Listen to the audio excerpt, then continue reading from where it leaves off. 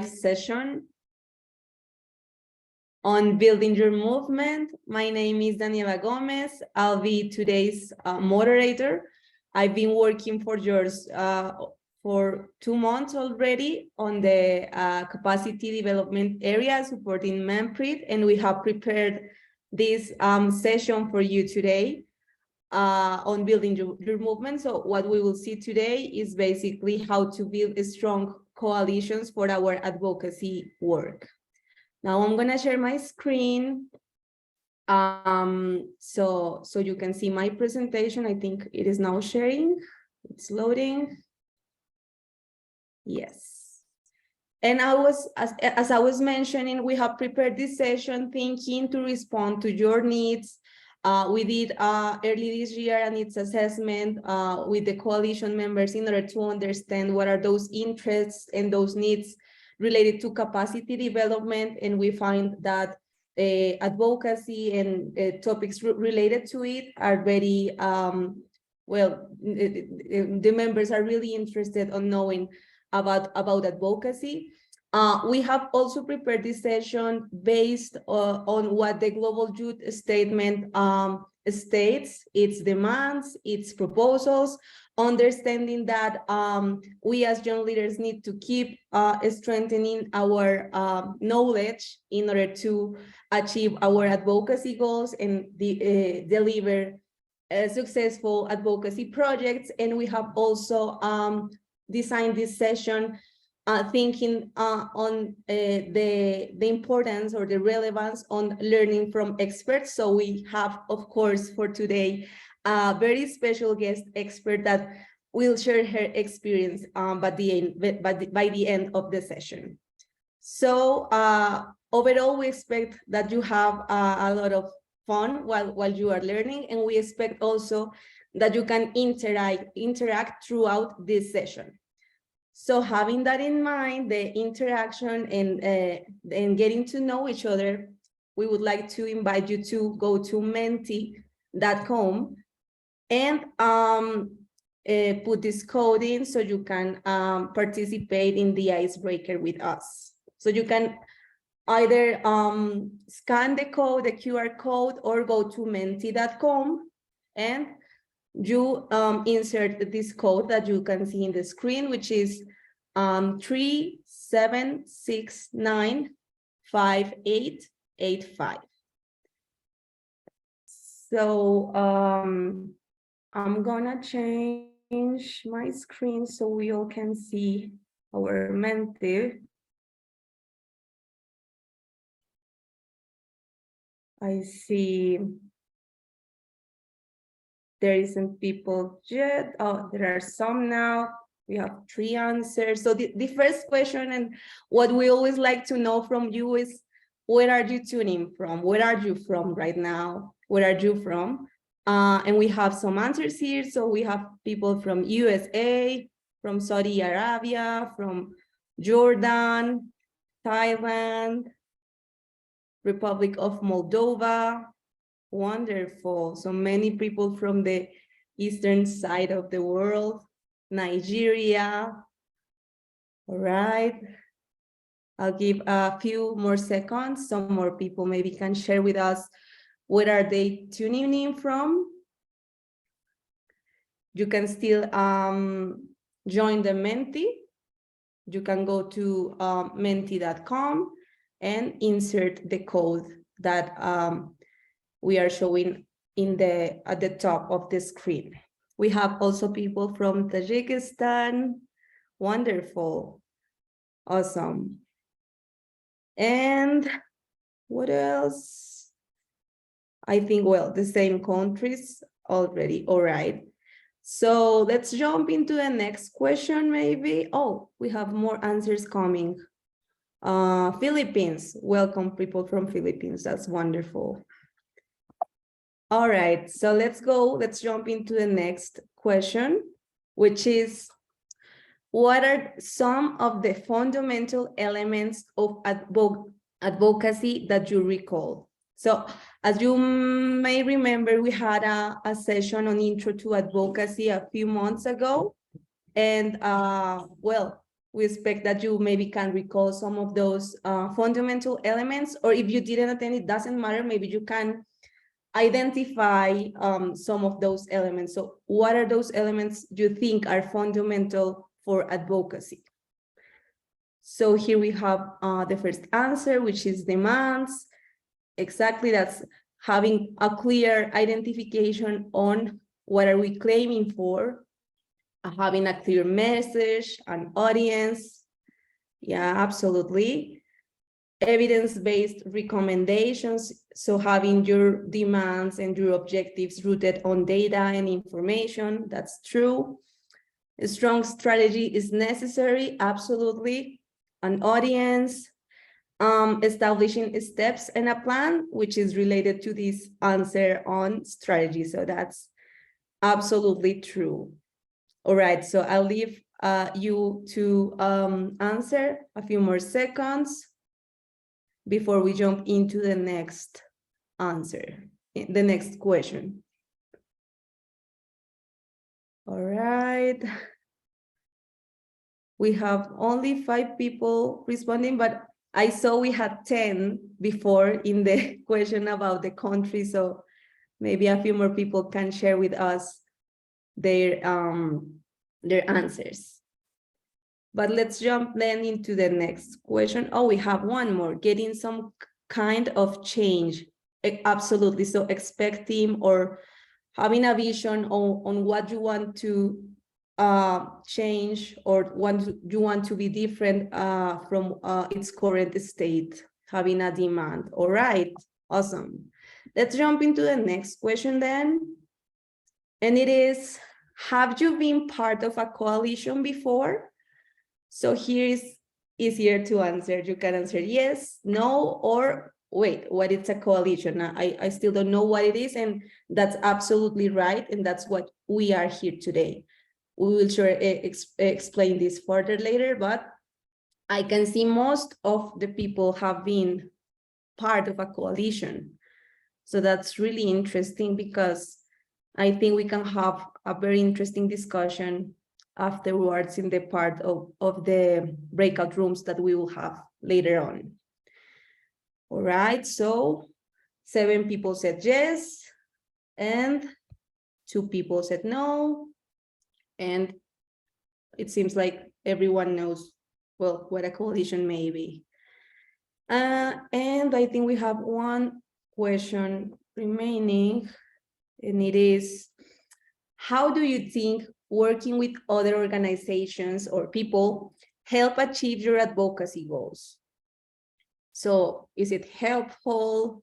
How, based on your experience, since many people already have their experience on that, you can share it in this, through this question.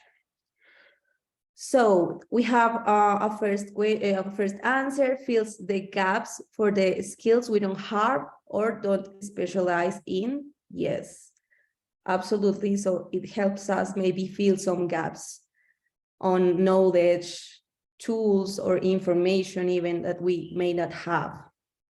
All right. Networking, spreading the message. Yes, and I think we gain more legitimacy maybe or influence when we have other organizations or other people supporting us. So absolutely helps us spreading the message. Very necessary. Together we can achieve more. Absolutely.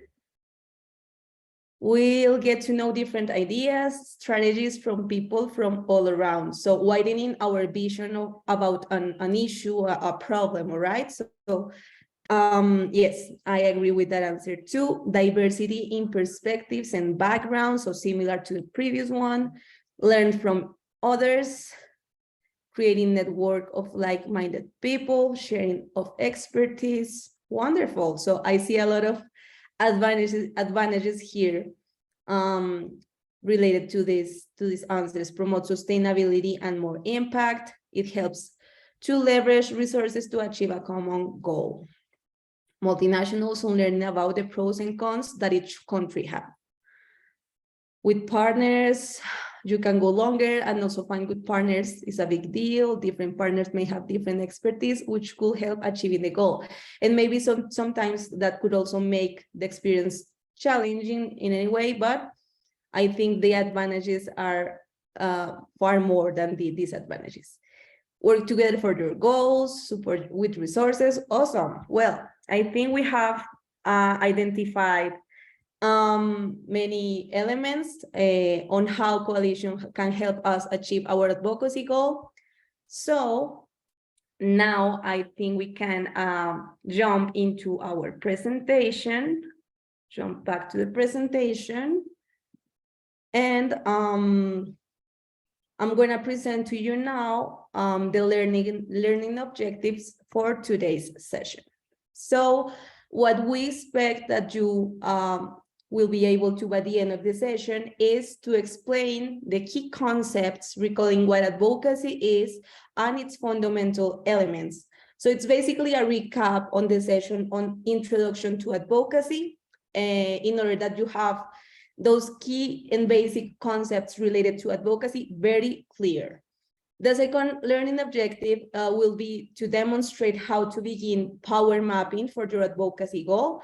So we will provide some strategies and very specific pieces of advice so you can do a very strong power mapping. And then the last objective is to identify the advantages and disadvantages of building coalitions. So those will be the 3 learning objectives for today. And this is today's agenda. We will cover, in first place, what is advocacy and what are its key elements, then what is a power map. Then we will go on a very interesting concept on the one-person band.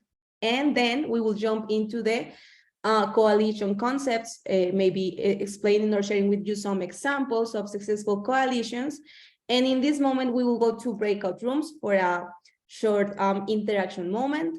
Then we will have an expert's testimony, and we will close with questions and closing remarks.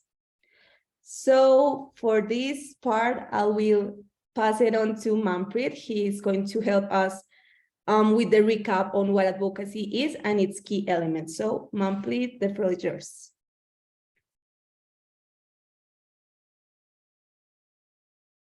All right, awesome. Thank you very much, Danny, for the awesome introduction, and so great as always to see so many people from different parts of the world joining us. I want to give a shout out to a couple of our partners for this session who are joining us. Alejandra is joining us as well from Mexico. Thank you so much. You're going to be hearing from her a little bit later on. And a big shout out to Beatrice as well from the FIA Foundation, who are a massive supporter of our yours advocacy work, make a lot of our advocacy missions possible through their support and their guidance, and of course their funding for our work as well. So thank you to you both, guys. We spoke a little bit earlier on in the year, I think it was maybe even 2021, when we did the first session on what advocacy is, what it means, and what it doesn't mean, right? Because I think when we talk about advocacy, sometimes we think, all right, it's just shouting as loud as you can to get your message heard, right? And when we say shouting as loud as you can, that can take forms of I don't know, social media, of interviews, of campaigns, of all these different things. But what we say, what we highly recommend is that your advocacy is strategic, right? Is because we have limited resources, we have limited opportunities, and we have limited capacity to put our message forward and get it listened to in the highest levels of political agreements or political commitments. But at the same time, it's a combination of a few different things. So advocacy, as it says here, a definition, is a combination of social actions designed to gain political commitment, policy support, and social acceptance and system support for a particular goal or a program. So it's all about the actions, getting that commitment, because ultimately we're looking at political commitment in the sense of outcomes, policies, new laws, new things that are actually going to have a systematic effect across the community or across the country that we're working in. And of course, identifying that particular advocacy goal is so important for us to have a direction in terms of where we're going and what we want to see change. So it was really good to see in the in the first couple of questions that people are talking about change, talking about improving things, talking about taking a certain scenario and taking it into a policy arena, making it beneficial to people, making it a circumstance that people can actually benefit from. So it's about moving them towards that particular goal, and getting those political commitments, so that it's not just a one-off thing, but it's a broader thing. So if we kind of look at what advocacy is, we kind of understand what advocacy isn't as well. And these three different kind of interlinking elements of advocacy all work together towards creating something tangible, something that we can see, something that we can feel, some sort of change that is visible, because ultimately we all work hard for road safety, for sustainable mobility. And a lot of us work on the global level, but on the local level is where the change is happening, right? If we don't see the change trickling into the local level, and we don't see things happening at the local level, then there's a bit of a disconnect between the advocacy goals that we may have. And if we do have an advocacy goal on a local level, it's about engaging with these different areas, these different sectors of action and of societal kind of advocacy will. And let me explain a little bit what these mean in terms of road safety and the work that we're doing. So when we talk about political will, it's about building kind of leadership support for the work that we're doing, for the interventions that we're trying to put across. So example, in road safety, we may have the idea of placing road safety higher on the political agenda to secure national commitment for necessary interventions, getting the right resources in from the institutions that are out there in our own communities. Reaching influential groups, because political will is not also just about people in power or politicians. It's also about influential groups, the people in society, the institutions in society that play a massive role in shaping public opinion. Private companies, also elected representatives, religious leaders, special interest groups. And essentially, it's about raising the profile of road safety on the political agenda, as well as understanding road safety as a public health concern, as an economic concern, and as a social issue. Of course, as we all know, we've been talking about this over and over again. It's the biggest killer of young people globally and in many, many communities. And it's about making people aware of that, so that the social narrative around it, the political support, the political will is there to know that this is a public health concern, and we need to do something about it. And this is how, with your advocacy goals. When we look at empowerment, we're looking at communication, right? So we're thinking about how do we communicate about our role, or the basic problem that we're facing. So it's all about creating awareness among the general public. So the one is about the people who are influential, who can steer the political agenda. And the other one is about the general public as well, the specific populations, engaging them, creating awareness, empowering them on very specific things about our advocacy goals, and empowering them to be able to take action. So it's stressing the importance of road safety for the personal and social value, but also equipping people with the knowledge and skills that they need to be safer on the road. And of course, building leadership within the community. So that's kind of working directly with the public, understanding this is where your campaigns and your communication comes in. And social support is all about bringing together different allies, mobilization, raising awareness, understanding kind of the intersectionality of road safety, how it might link to the climate agenda, it may link to the education agenda, it may link to the adolescent health agenda, all these different cross-cutting things where we can work together and demand for a kind of particular intervention, but also, sharing of resources, working together to bring people different expertise in, to strengthen community participation, to create sustainability in terms of working in a community, like getting the support of volunteers, getting the support of wider alliances.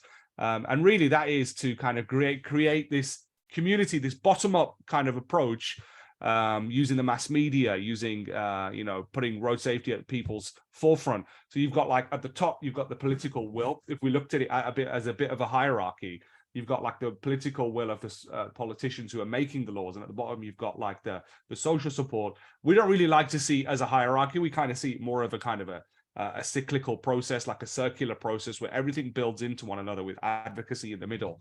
And it's kind of got this social movement around your advocacy goal that's always kind of moving towards a bigger agenda. So you can see that it's not just about getting your message across, not just about talking in interviews. It's all these different things. But as I mentioned, it should always lead to something tangible, which takes me to my next slide, which is all about leading to something you can see, you can hold, or you can in fact like be visible in the world that we're working in for for this advocacy change. So whether that's a legislation, so we've identified, for example, in a country that speed limits are too high, so we need to change the policy around speed limits, or we need to change the law around helmet use, or we need to change the law around institutionalizing meaningful youth participation in road safety. What does that look like? It looks like more money for your organization, increased budget, because they identify that this is a big issue, something that adds value in terms of people's lives. So we increase the budget. We increase your funding, or they give you access to funding, for example. It's working with each other, signed MOUs, memorandums of understanding, where we're working with people like politicians or governments or other stakeholders within society. And very specifically in road safety, often it looks like infrastructure change, whether that's tactical urbanism, whether that's an increased number of investment in a certain area of a community where infrastructure is improved, so it's safer for people. But it also looks like meaningful engagement, and that can take many different forms. And I just want to end on this point where it says, of course, laws and legislation are run in different ways, in different styles, in different countries, by politicians, by lawmakers, by legislators. But we often get signed commitments from people. But what tends to happen is a politician doesn't always give their word, and this is an issue across many countries.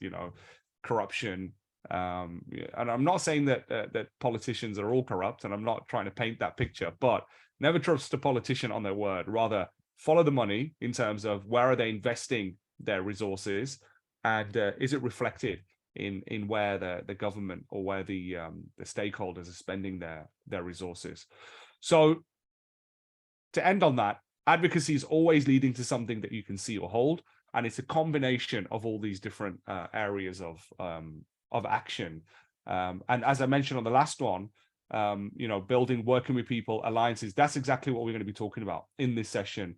And we're going to be exploring that more, looking through a strategic lens of how do we advocate for road safety? How do we advocate for our mission in a way that is making the best use of resources, of time, of efforts, and maximizing the skills of other people. So I'll pass you back over to Danny, who's going to be talking now a little bit about what goes into a strategic advocacy plan, and touching again on some of the stuff that we've spoken about before. Thank you, Manpreet. That was a very interesting recap on those key elements. And maybe to finish this this moment on the recap, I would like to go through these boxes that said those 9 elements that we need to have in mind when we are working on strategic advocacy. The first 3 were addressed in the first CAPDEV in more detail, and I'll just explain them very briefly in a general way. So the first thing we have to keep in mind is having a very strong background research. So maybe you can feel you are an expert already on road safety, but it is always good to look at the recent data, recent research, and also identifying this thing that Manpreet mentioned, and it is this policy gap, what it's missing, or maybe if there's a policy already addressed or signed, but it's not being implemented. So we really need to have this policy gap thing in our mind in order then to set our advocacy goals. And the advocacy goals are those longer term results to impact on road safety. So that vision of change that we want to maybe get there someday. Then we need to go maybe into more detail on how to get to that goal. And that's what the SMART objectives are really good for.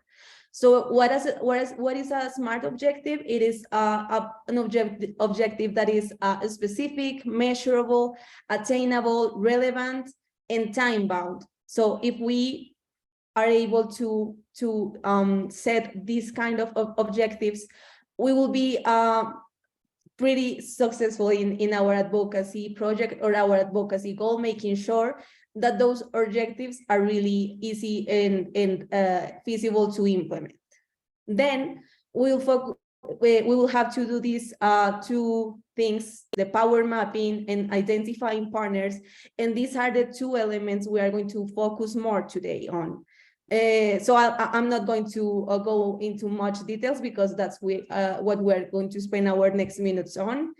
And then we will need also to consider to design some campaign strategies in order to get our message across. So maybe identifying what are the means, or what are what's the social media, or what is those key allies in the media that we want to approach to in order to get our message to a wider audience.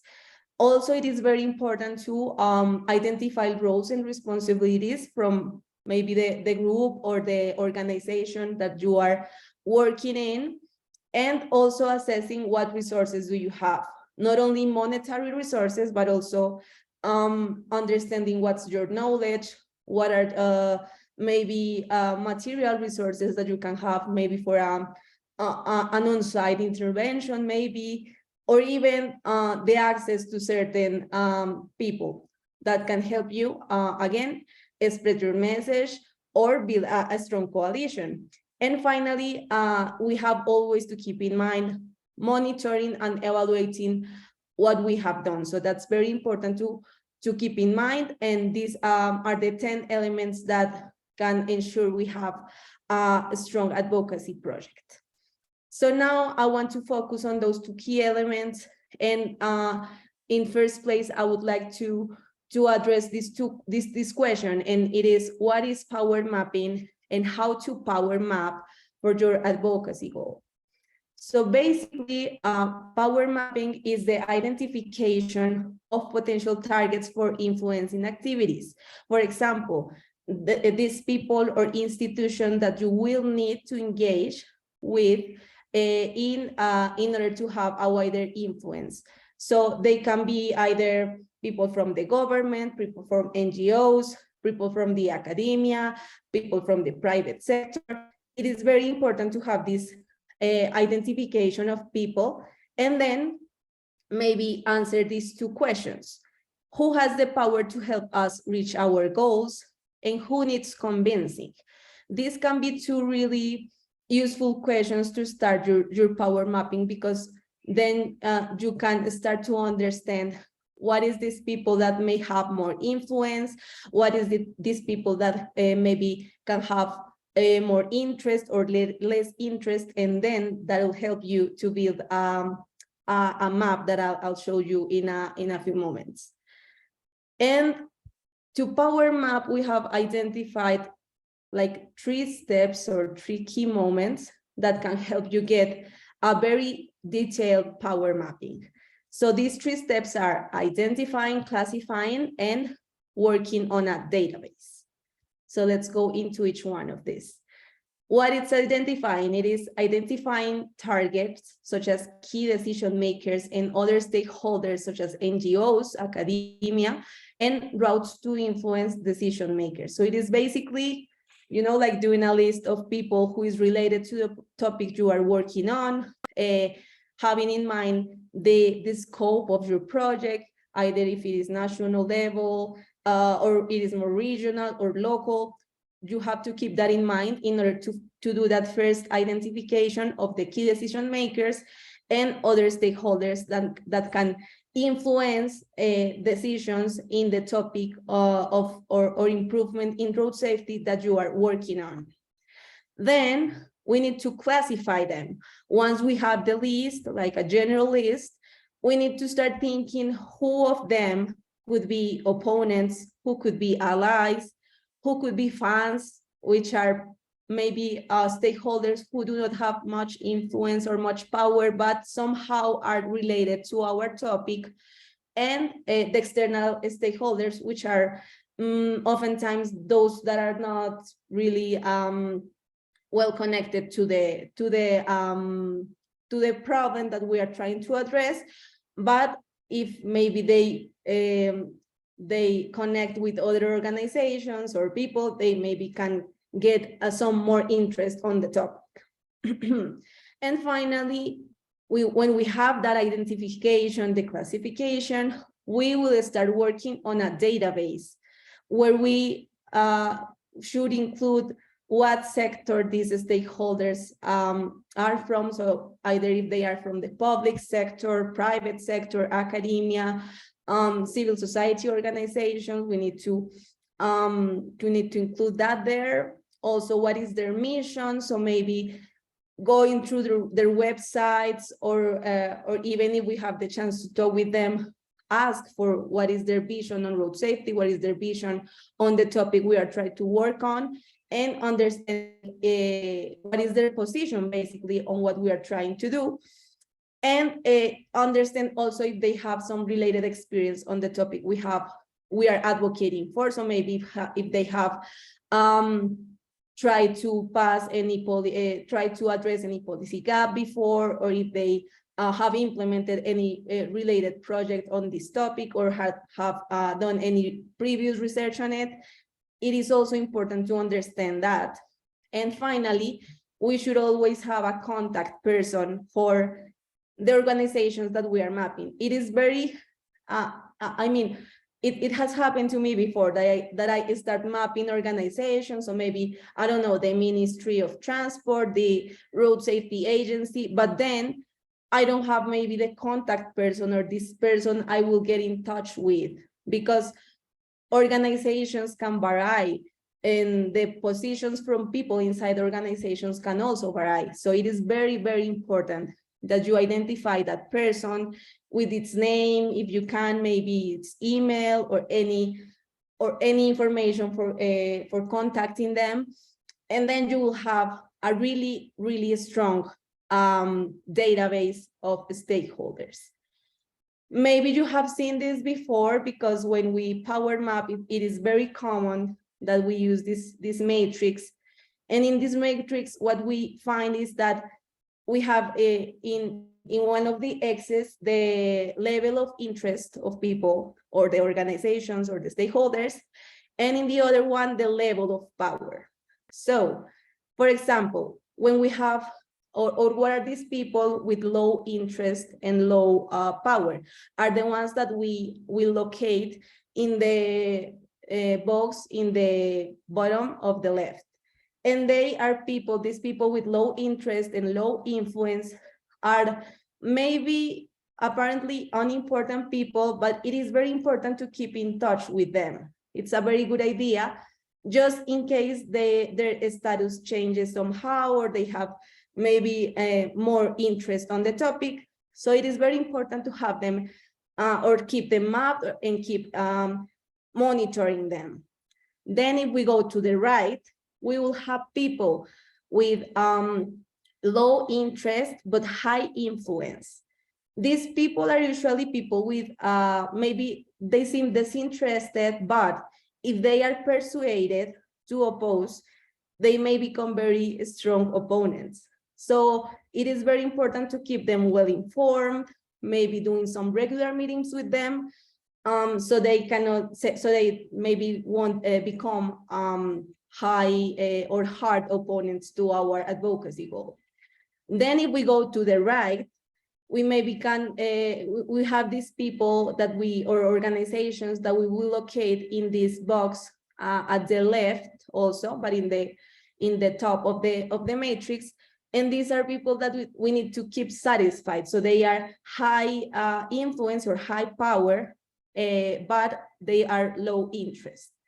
And these are people that, well, they can also become very strong opponents if they maybe, if they connect with other organizations they can also become very strong opponents to our advocacy goal. And finally, we have these high interest and high influence people. So here we have people that have very strong tools and power to make decisions on the topic. So basically, we will have their governmental organizations that work directly on the topic that we are working on, that maybe can decide whether or not a policy will pass or not. And here we can have also some policy champions, for example. These people, this person that can really lead the topic into, for example, a legislative change, or can influence a new policy. So either very hard opponents or very key allies, those will be located in this bottom, in this box of the left and the bottom, and the top, sorry. And then we don't have to forget to identify that those organizations, maybe governmental organizations with the power to approve, amend, or reject our proposal. So it is very important to have them mapped. Also, maybe relevant decision makers during each step of the process, also including their interests. So it is very important when we map that we understand what the interests of our stakeholders are. It is also very important to identify those organizations that can influence our advocacy goals. So for example, those individuals or organizations that are able to influence the process.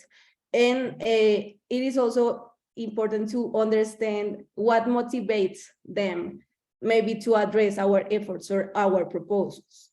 Then also keeping in mind that a policy champion can be a very strong ally, even more if we want to make a policy change or a new law, maybe.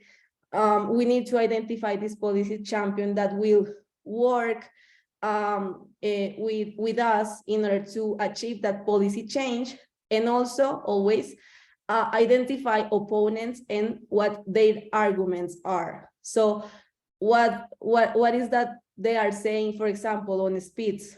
No, lowering speeds is a bad idea because we will get more congestion, or the economy will be affected. Understanding very specifically what their arguments are can be very useful, so you can also address those arguments and maybe identify that information that can help you debate those arguments. And here's a very important tip, and I mentioned it before.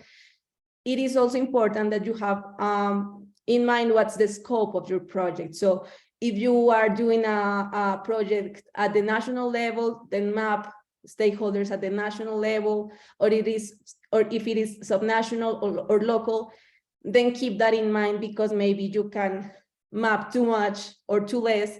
And that's why it is very important to have the scope of the project very clear. And now it's time to talk about building coalitions, which was the next element we mentioned we would cover today. And here we will introduce this concept. So I don't know, Manpreet, if you want to introduce this one-person band concept. Absolutely, yeah. Oh, thank you very much. Firstly, Danny, I think it's really interesting. It's also a refresher of my memory when I'm looking at how to kind of connect with people that are so important and so interesting. And sometimes I think we all do this, and we're all guilty of this as well to some extent, is that sometimes we place too much importance on people who have either no interest or no influence on our advocacy message. And again, this is about being strategic, isn't it? It's about saying, actually, you know, if this person has no influence, but they may be very interested, we need to keep them informed, for example. But if they're high players, or those key players in the game, those are the people that what we're trying to do here is for you guys to identify those people and actively be involved in that approach, so that you can identify the key people that can actually make change within your advocacy goal. And then that brings me back to this conversation that Danny's talking about, which is we often have this approach And we as young leaders, one of the things that is very, very, I guess, prevalent in our world is that a lot of us are entrepreneurial. A lot of us are people who just take the bull by the horns and just ride it and go, listen, we're going to go out with our shield and our sword and we're going to fight for our cause, right? It doesn't have to be road safety. It could be whatever it is that we focus on. And we're passionate, either we've been really personally affected by a topic, somebody's died in our community or somebody very close to us, and we really want to do something about this topic of road safety. But the challenge is that we as one person tend to take on a lot of different things. And that brings up this idea of the one person band, right? Is that as a small entity or even as a small organization, you may be even an organization represented in today's conversation. We tend to do everything, a bit of this, a bit of that. We're trying to talk to the media, but at the same time, we're trying to talk to politicians. At the same time, we're trying to create a social media presence. We're also trying to do all these different things. And when we talk about this one person band, how many people have ever heard of a one person band? Just type in the chat if you have. Basically, what it is, Danny, if you just press the next button, it's somebody who tries to do everything themselves. You may have seen a person with a cymbal and a drum on their back, and then they're playing the harmonica with their mouth, and then they're playing the cymbals with their hands, and then they're moving something else with their feet. They're playing the castanets with their legs. And it's all about somebody who's trying to do everything themselves, play all the instruments at the same time, and be a master of them all. There's some people who are really good at doing that, but these things lead to frustration, leads to burnout. It leads to not necessarily specializing in a certain area. And in the UK, we say a jack of all trades, but a master of none, right?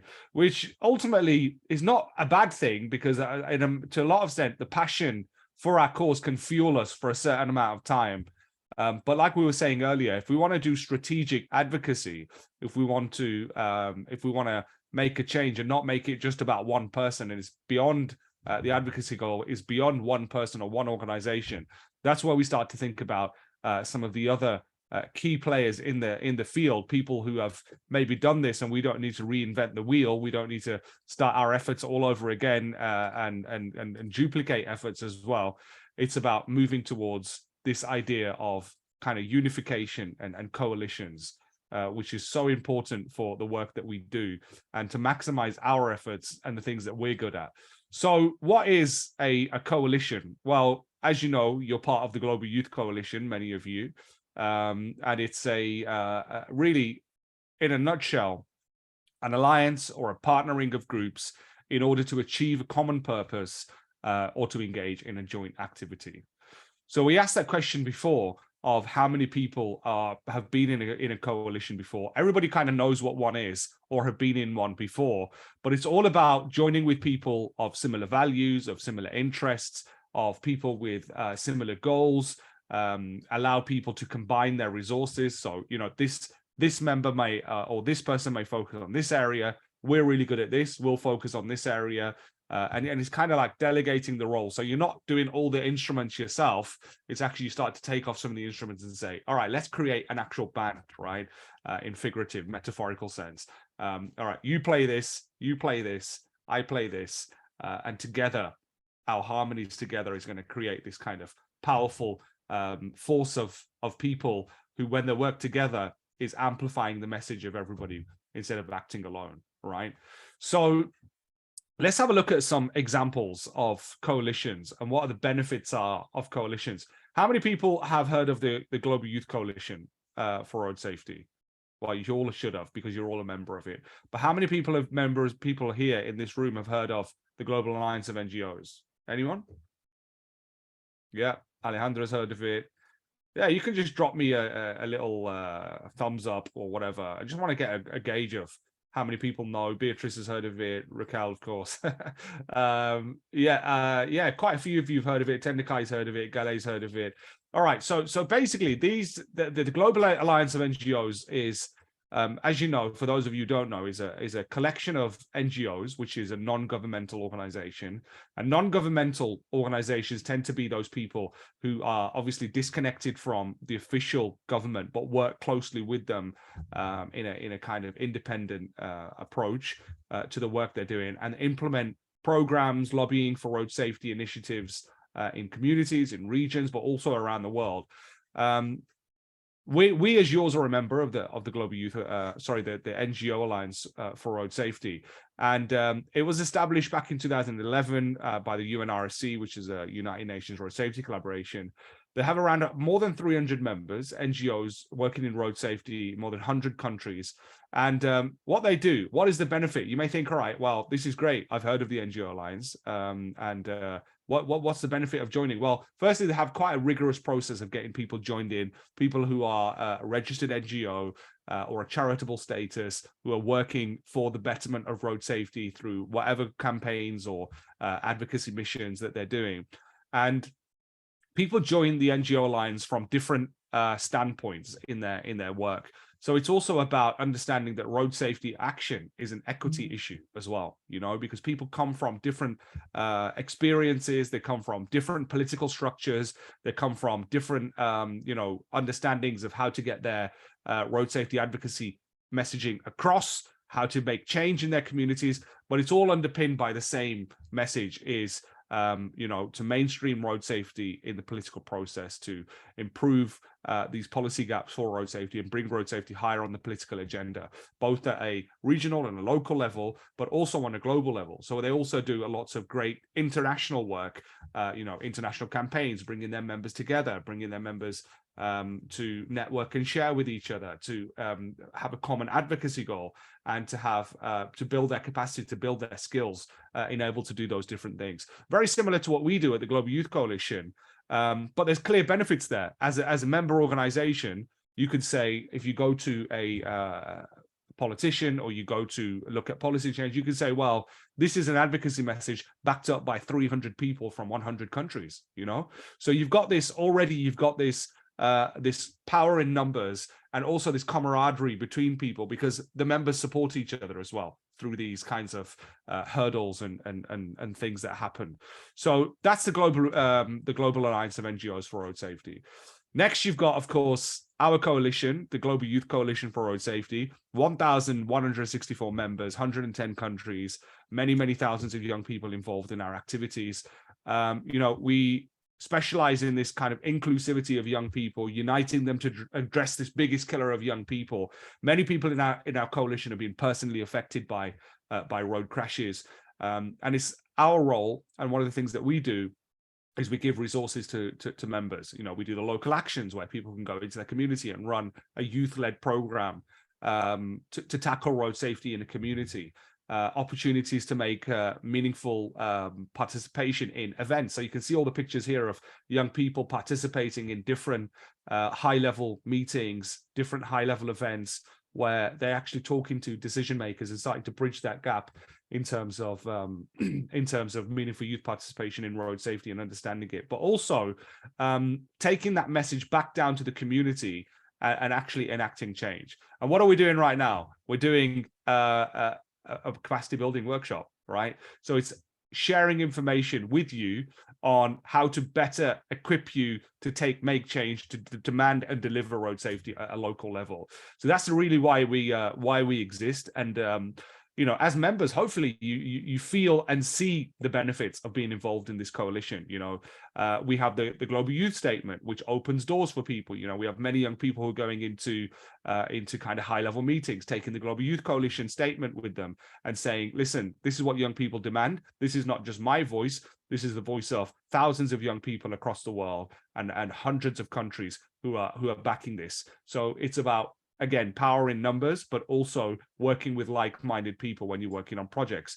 And one of the things that we're always exploring to do is how these different kinds of young people from different communities, different areas work together in their local level. And this kind of coalition enables people to do that by understanding that you're not alone, in this field, in this work for road safety.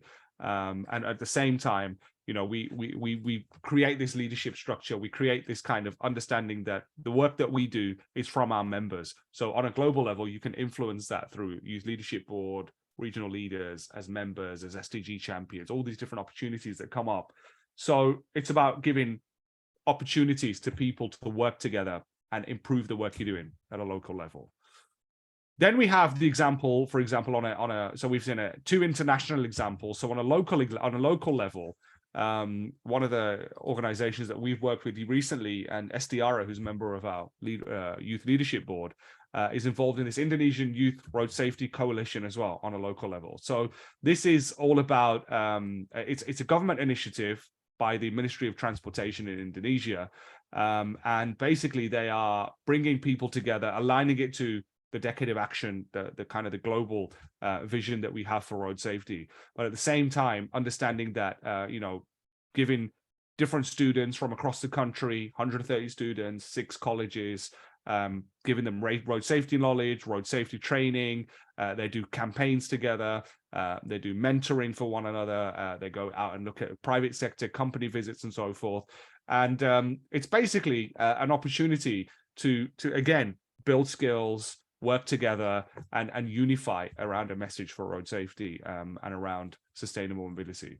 So you can see on a international level how it works. But we also want to obviously zoom in onto your local level, on your your example that you have in your own communities, for maybe an advocacy goal that you're looking at, or something that you're working on at the moment. Danny's already helped you identify some of the people who can help you from a political perspective, from an influence perspective on people who are out there who can influence the agenda, but also have a think about it from a personal perspective, organizational perspective of how do you create a movement, or how do you create momentum around your topic, and what are some of the things that you can do with the people out there. Maybe you see people out there and you see them as competitors, maybe they are your competitors in the road safety field. Like I mentioned, resources are slim, opportunities are also slim as well in some cases. So we are almost in a competitive world to some extent. But how can you build bridges with people, and actually, instead of seeing people as competitors, how can you work together? You see this happening a lot in the private sector, of people joining together, joining forces to put something out there and market something out there. But on a social level, how do we do that? So what we're going to do next, I'm going to pass back to Danny. We're going to send you into breakout rooms, and we're going to discuss a little bit about how this would benefit you, and a little bit about some of the advantages, disadvantages. I'm gonna pass back over to you, Danny, to explain the instructions.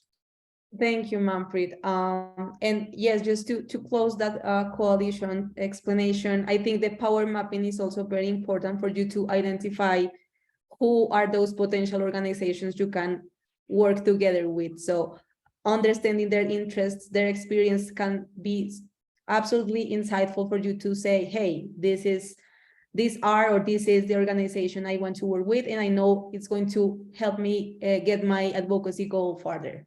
So I don't think we have 10 minutes really for this, because we are a bit late on our schedule, but maybe 7 minutes for the breakout rooms. And what we want you to do is to introduce yourself first. You may not know the people you are going to work with in the breakout room, so please introduce yourself. Tell a little bit on what you are working currently on, and what is your experience or your relationship to road safety, on how are you connected to this topic, and then please discuss what do you think are the advantages and disadvantages of building a coalition. And since many people already has been part of one, and it's part of the Global Youth Coalition, of course, well, try to identify those advantages and disadvantages based on that experience. So do we have our breakout rooms ready? Yeah, I can sort that out right now. We can do 3 to 4 people. So there'll be 9 breakout rooms, and you just kind of jump to your room as and when. In fact, I'm going to make 8 because a few people are partners. So just to make sure. Wonderful. Perfect. That there's enough people. All right, there we go. Thank you, Mom. So please join the breakout rooms and discuss the two things that we are proposing to you. We will be back in a few minutes then.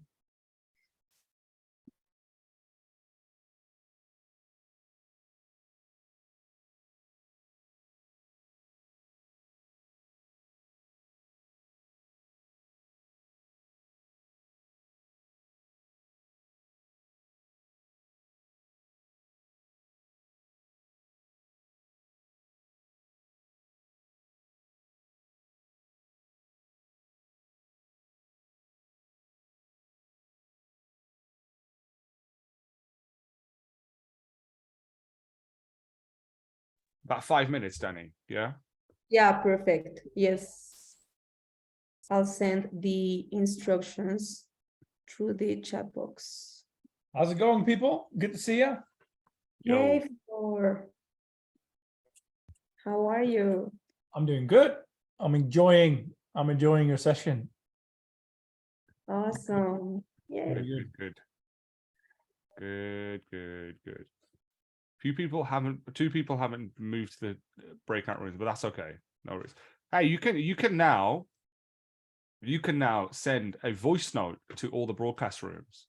You can broadcast to all the rooms. If you press broadcast voice, I can say 5 minutes left, guys, and they will all hear it. That's pretty interesting. That's pretty Wow. Instead of sending a message like a written you can do a message as well, basically. message. Hey, Alejandra. Hey guys, I just want to say hi as well. Thanks for the invitation. Well, thanks for joining us. This is you've not met me, but you've met Danny. Well, you've had conversations with Danny before.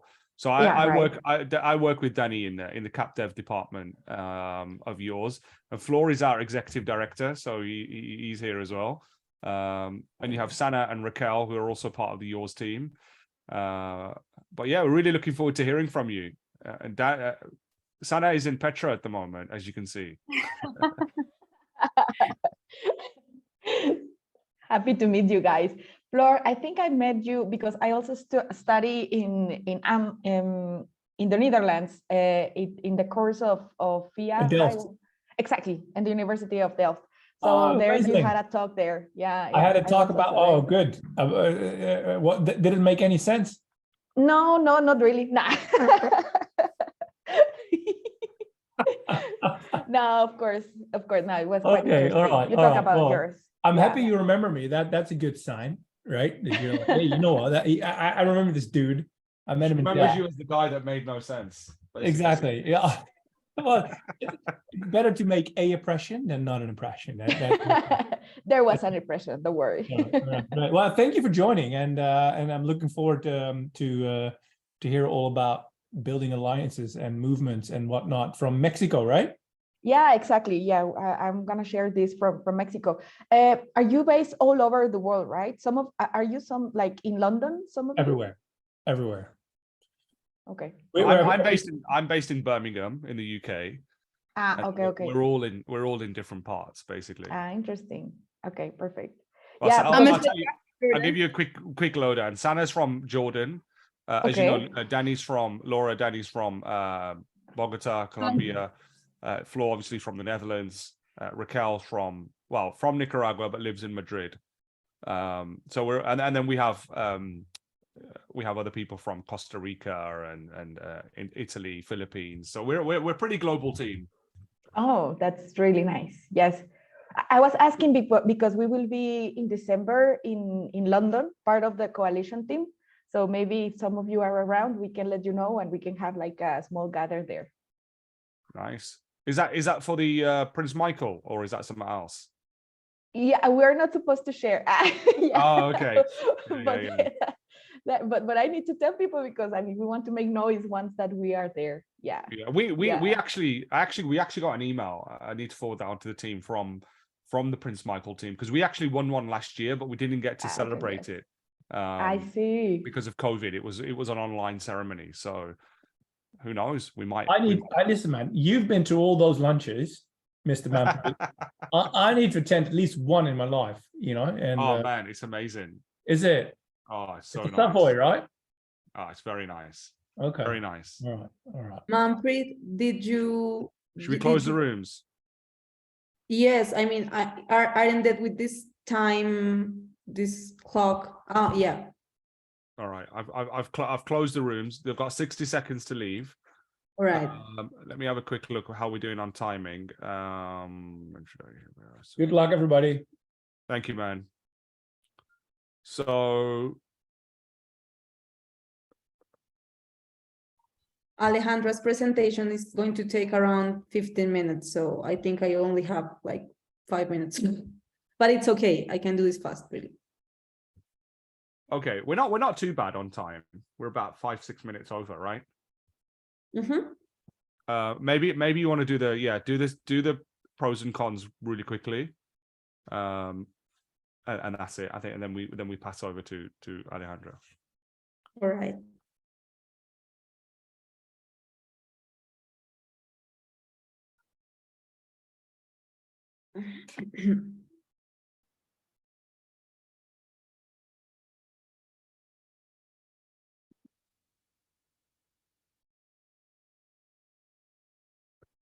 All right, I see people coming back. Welcome back.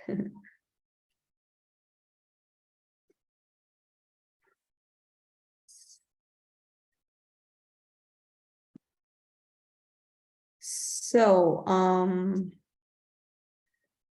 we have 28 people, I think. And we had 35 before.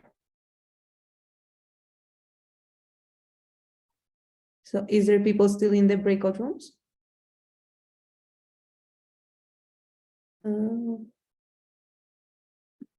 No, the breakout rooms are closed. I think everyone should be back in the room now. Yeah, All right. everyone should be back in the room. All right. Perfect. So welcome back, everybody.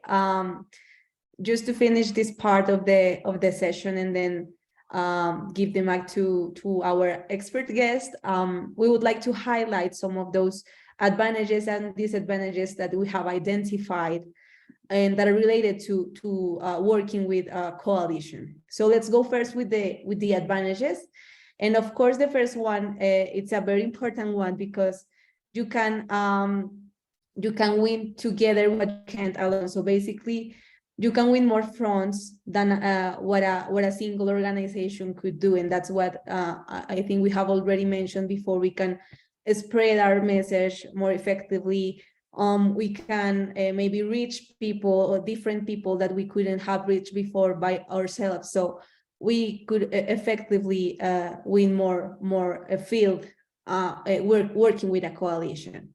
Then we could also have a bigger impact on our organization. So maybe we will get our organization to be well known because of the work it is doing, because of the connection to the other organization, and also be well known because of the advocacy goal or the change that is being attempted to get. We can also increase our expertise and share resources, and that's very important because we may not have always maybe enough money or enough contacts or enough information, and having a coalition or having allies we can work with, we can also be able to access these additional resources and of course increase our expertise. And also broadening our scope. So if we are maybe working only at a local level, we could think of working to a different or wider level, for example, of national or in different cities, or even at the national level if things go very well. So it can also really help us broaden our scope in terms of the area that we are working on. We can also build a lasting change, and this is very important because the advocacy goal that we are attempting to won't only depend on us, but it then in the coalition will also depend on other organizations and what they do.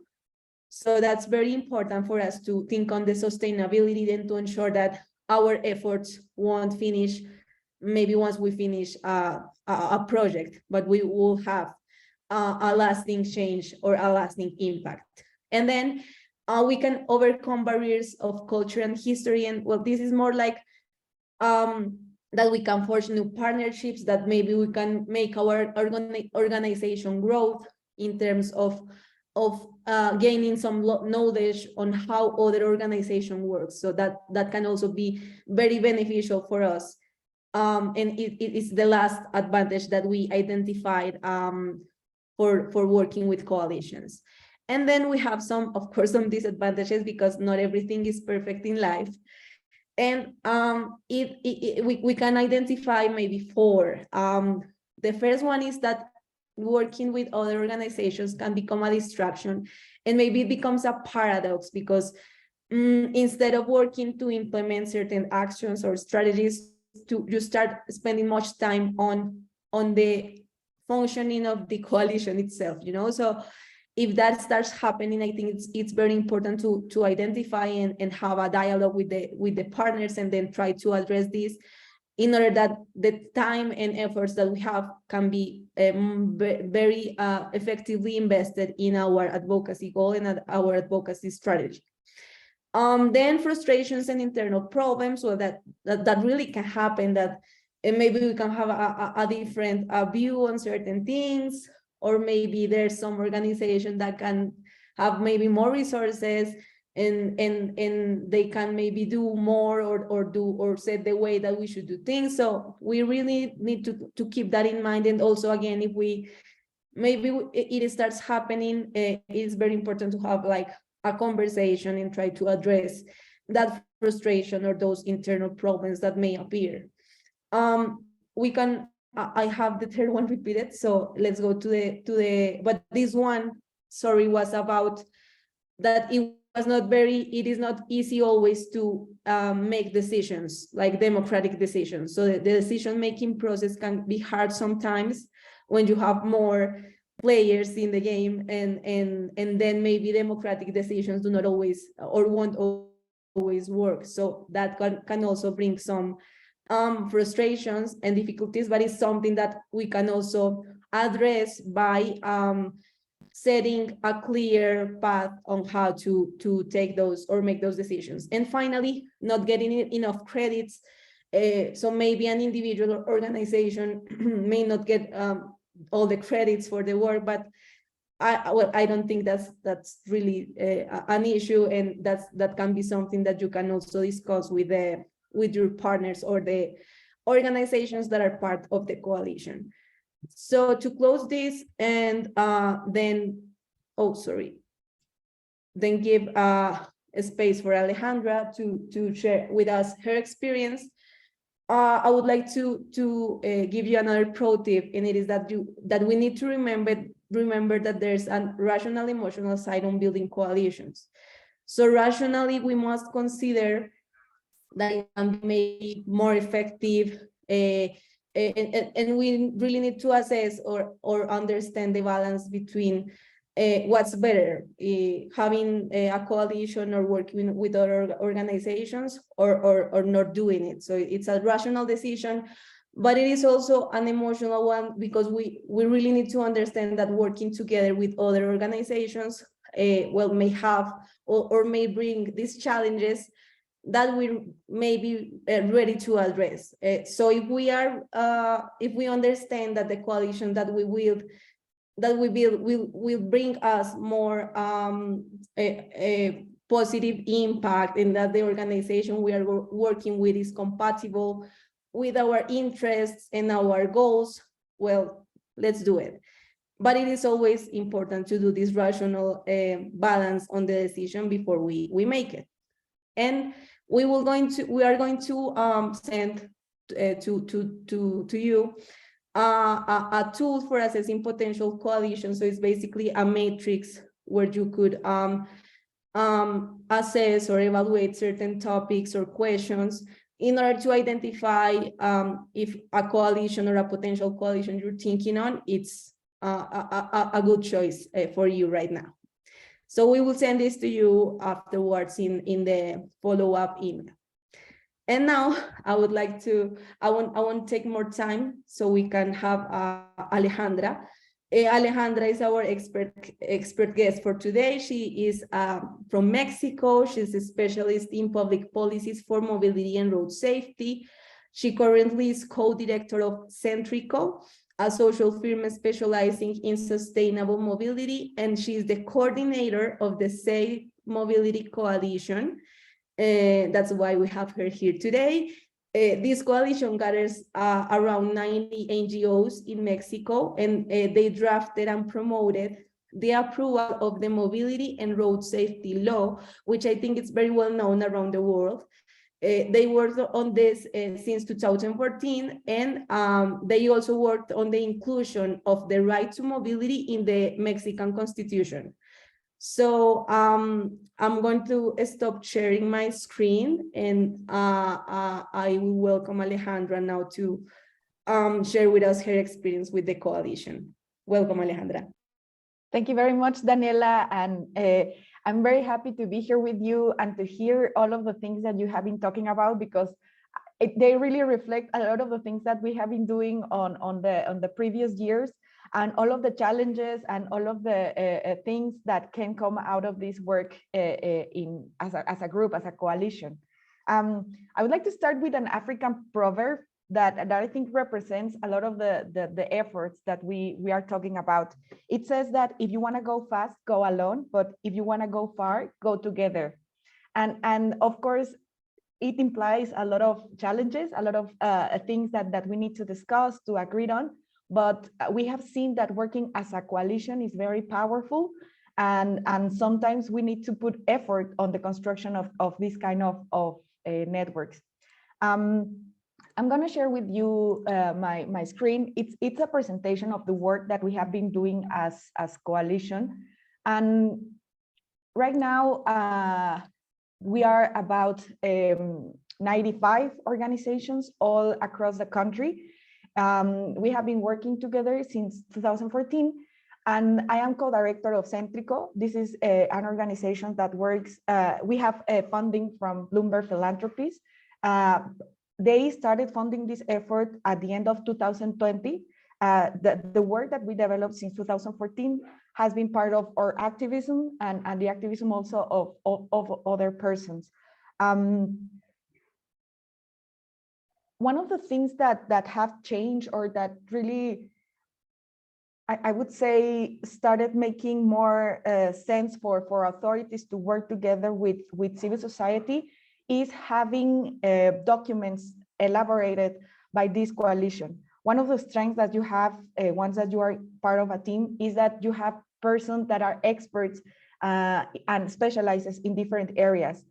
In the past, a lot of the people working on this topic in Mexico used to focus only on sustainable mobility. I don't know if this happened in your countries, but safety and mobility has been getting together as a common agenda, because there are a lot of things in common. And for example, having activists from the bike sector and also relatives of victims has been very powerful for us, because in the past we were not working together. And the relatives of victims, they really were able to open doors with authorities.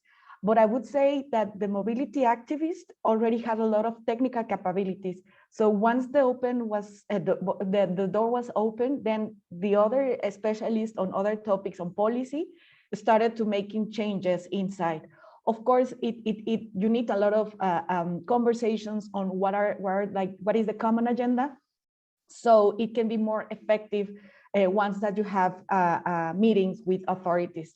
Also, we drafted one of the bills that was discussed during the law proposal, and this made the whole difference, because it's not only saying that we need safety, but what we need is this and that. So it was like, I don't know, 80 articles saying exactly what we wanted to draft it.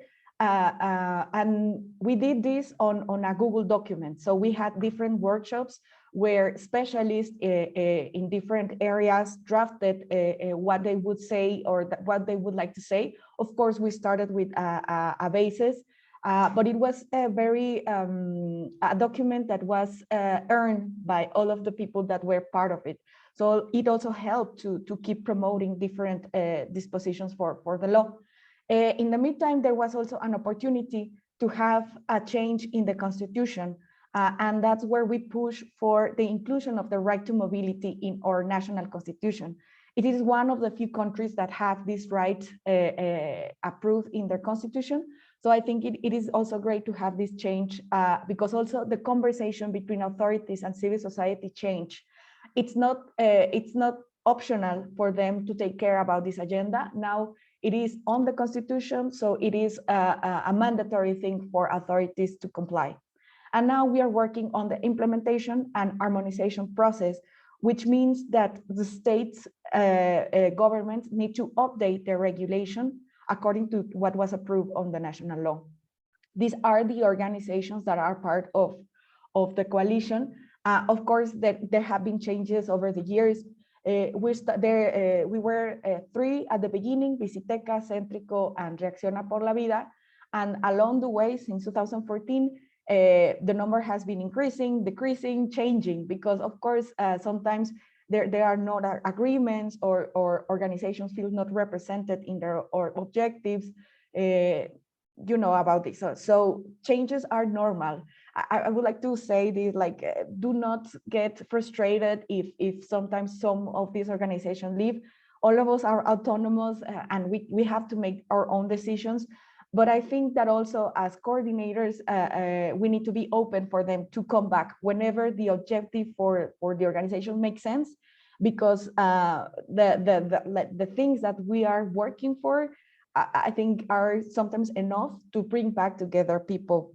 I think I also would like to share that this is our 4th attempt for having a network. In the past, the other 3 failed, or maybe we won or we achieved what we wanted to do, and they kind of disappear. So this is the 4th effort, and I think the previous experience has taught us a lot on how to share, how to facilitate the work between organizations. You mentioned at the beginning that one of the most important things is to have an objective in mind. It is not enough to share the objective of having safer streets, like in general, or like to reduce the number of deaths on the street, but you need to think of something specific according to what's happening in your country, in your city, building a bike lane,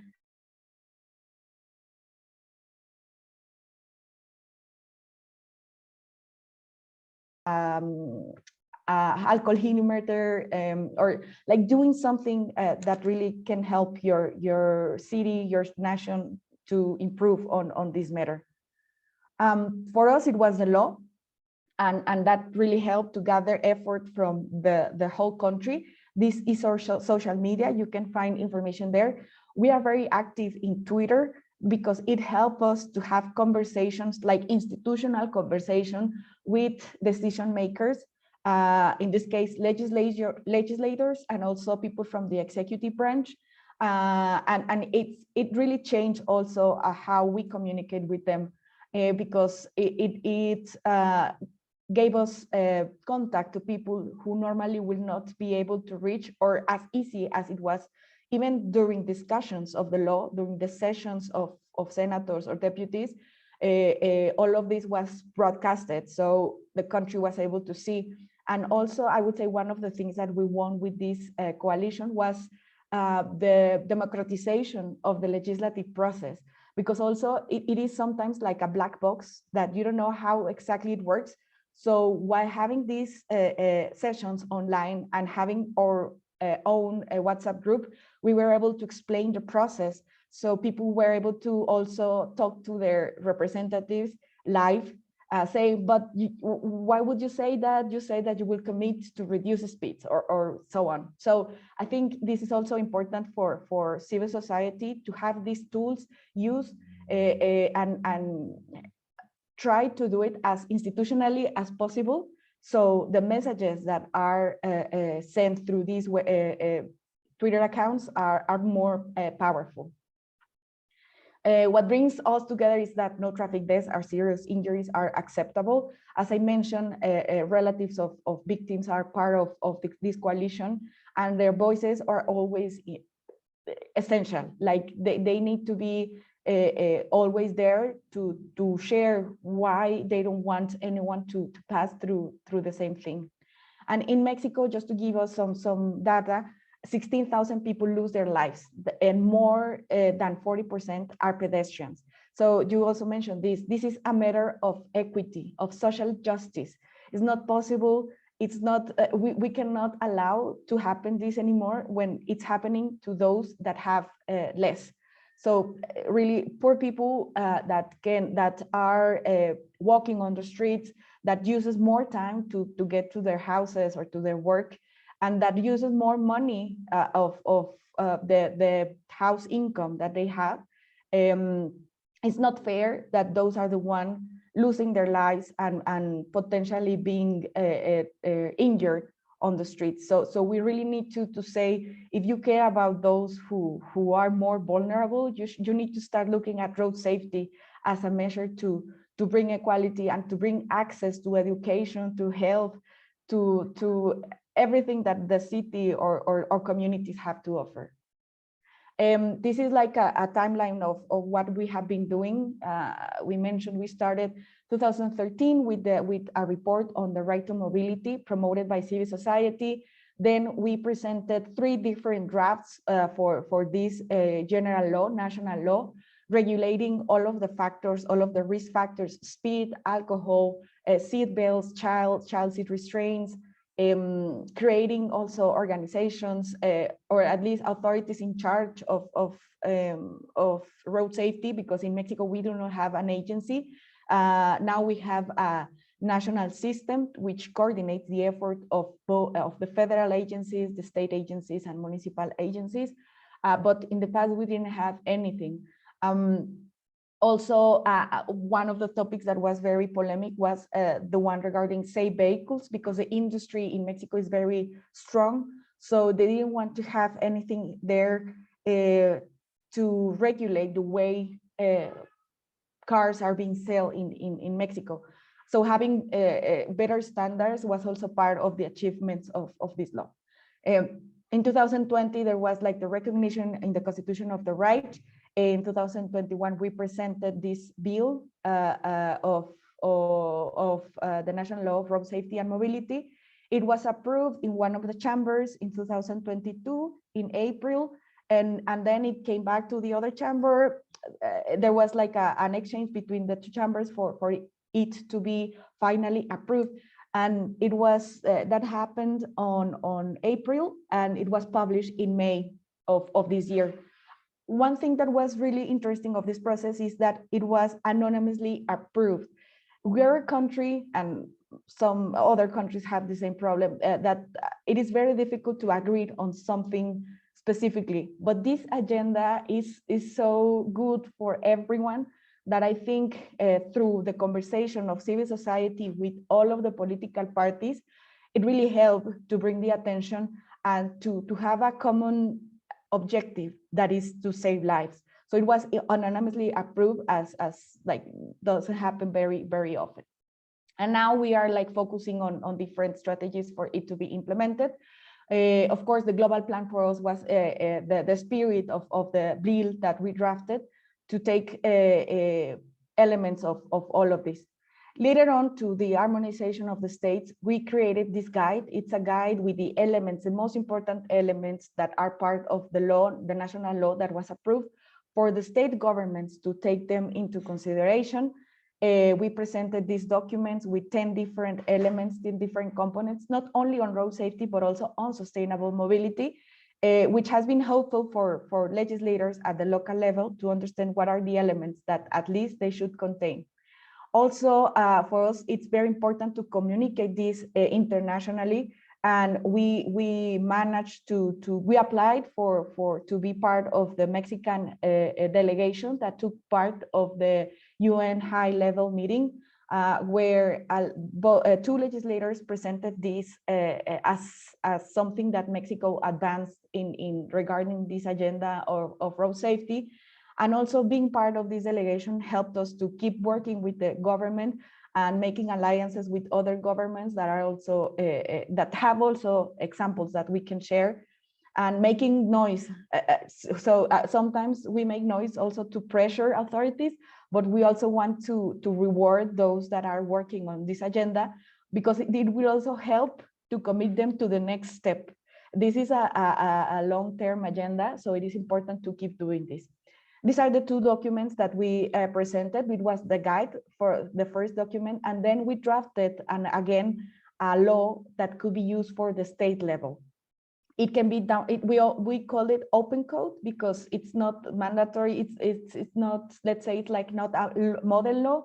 It's something that it has some elements that legislators at the local level can use for their own processes of updating their laws.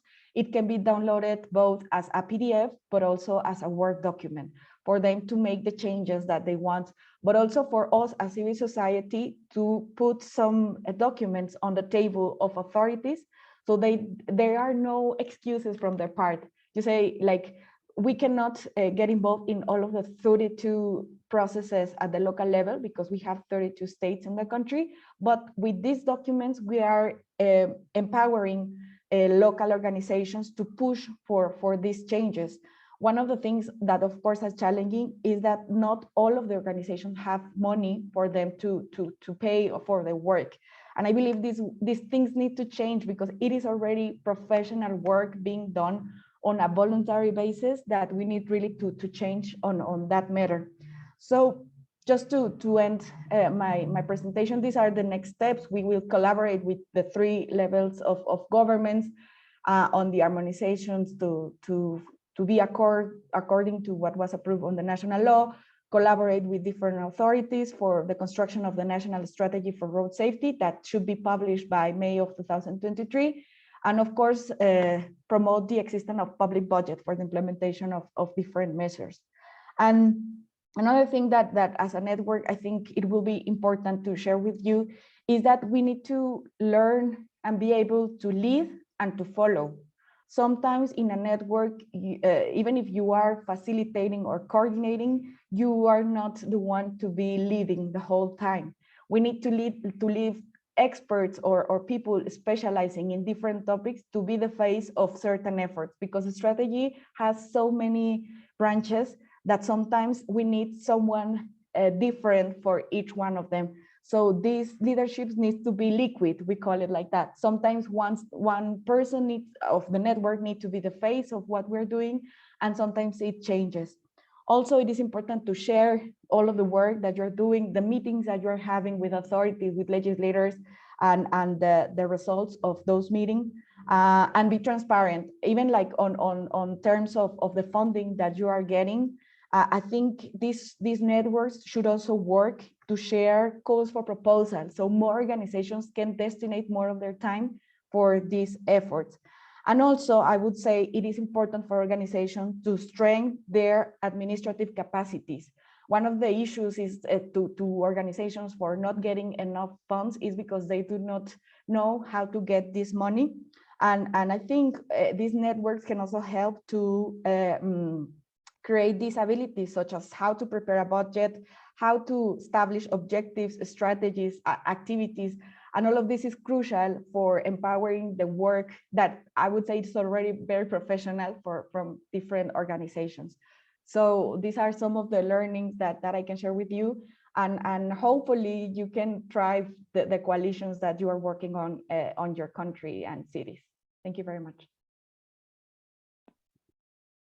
Thank you, Alejandra. I think it's wonderful and outstanding what you have been doing in with the coalition. And what I like is that you have addressed not only like a national regulation, but only this guide to implement it at the local level, which is also very important. And you have the allies there to do it. So congrats on that wonderful work. I don't know if there are, I didn't see any questions yet, but if someone has any, it's the time, it's the moment to ask Alejandra anything you want to know. And since we are running out of time, well, maybe let's then thank Alejandra and everyone for being here, and maybe invite Flor if he's here to say a few closing words before we finish this session. Yeah, I would love to. Thank you so much, Daniela. Thank you so much, Alejandra, for sharing the amazing work you've been doing in Mexico together with your partners. And one of the things that you said was which kind of resonated with me, was that we're saying sometimes not everybody needs to be a leader. Sometimes we also just need followers, you know, and I think that's a crucial point. You need the first follower. That's kind of a very important thing. Getting behind somebody's ideas and building and joining that movement, I think, is crucial. When we started the coalition, we just had a couple of young people. But once we got more and more traction, more followers, people joining us and adding their ideas, it became a movement. I want to point out a video. It's called Leadership Lessons from a Dancing Guy. I'm going to put in maybe we can put in the link in the chat box. It's amazing. It talks about a dancing guy on a hill, and basically he's building a movement. And Derek Sivers is explaining this. It's a very old video, but it explains how you build a movement and the importance of the first followers. It's really a great inspirational video. So I recommend you doing that. Otherwise, I would really like to thank Danny and Manpreet and the CapDev team for creating this amazing session. I hope you all enjoyed the webinar and all the stuff. Take notes and connect it with each other as a coalition. Please, you know, join or preach about or share the ideas about the coalition. Invite more young people to this movement. I mean, you know, I think you used the word or the African saying about when you want to go fast, go alone. If you want to go far, go together. You know, and I think that's a very good African wisdom there that we can all stand behind. So thank you so much for your time. Do we do a group picture? I'm looking at Manpreet, Danny. Do we do a group picture? Can we turn on the cameras and do before we do our group picture, we're going to do a very quick poll, right? Okay, good. I love that. So Danny, shall I launch it? Yes, yeah, please. Okay, Yeah, so for the people who are remaining, you'll see something pop up on your screen. There are a couple of questions that we want to ask you, and that will give you the opportunity just to give us a little bit of feedback. And then I'm going to launch a couple of new other questions as well. Once that's done, I'm just going to see how many people have answered. So it should have popped up. Did it pop up for everyone? Yeah. All right, great. So we'll just wait a couple of seconds to do that. Just waiting. It says, I don't know, it says 0% participation. I don't know if that's true. No, I see 21 people have answered. So okay. So yeah, it's not showing correctly on mine. All right. Yes, and we are 29, but some of them are staff members, so I think we can go maybe to the next. All right. Okay. So let me go to the next one. So this is just an opportunity to share a few words about what you enjoyed and what you'd improve. And then we can go to our group picture, and then we're done. Yeah, so while you are answering, get ready for the picture.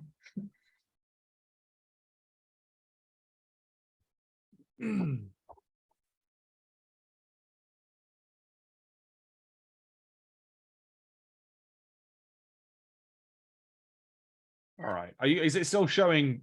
It's not showing any numbers on my side, but that's okay. It's showing stuff on your side, which is fine.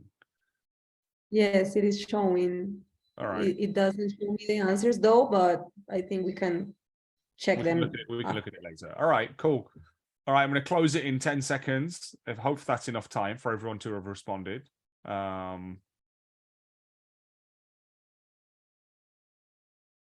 right, great. Thank you so much. Appreciate it. Let's go to gallery and let's take a picture. Okay, I see most people. Everyone have a everyone have their picture on. That'd be awesome. And if you're shy, it's okay. Danny, do you want to take it? Shall I take it, or we can both take it. all right, let's both take it. All right, no problem. All right. Cool. Everyone smile. 1, 2, 3. And keep smiling. 1, 2, 3. All right, so it's done from my side. All right, awesome. Yeah, Well, thank you so much. I'll leave it to you, Thank Danny, you. to wrap up. All You should right, come to so Swaziland, eh? I'm You should sorry. come to Swaziland. You should come to Swaziland, eh? Thank you, I did- Daniela. Thanks to everyone. I didn't quite understand that, sorry, but since we are already 10 minutes late, I would like to thank everyone. I hope it's been an insightful question for you, and we will share some resources afterwards. So thank you so much, and see you in the next session. Thank you. Thank you. Thank you. Bye.